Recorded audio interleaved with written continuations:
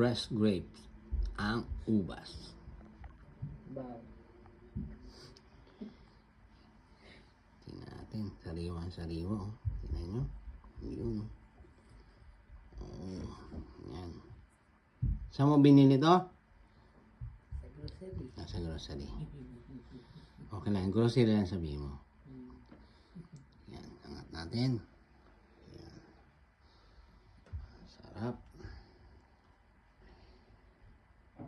Walang press na, kompleto. Nagasan ko na yan, ating mimirendahin. Kasi tapos lang natin mag-breakfast. Yan ang kainin naman natin ngayon. Mga kids ko. Kainin naman anak ko yan habang lalaro ng phone. Yan. Pitas na kayo. Pitas na dyan. Yan.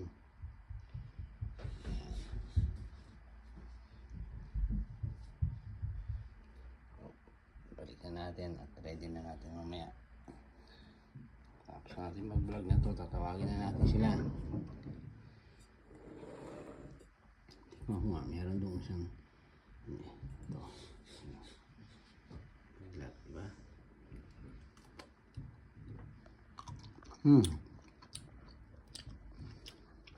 Tamis. Halong asukal. Sige. Tawagin natin sila. Let's go. Eating time. Fresh grapes.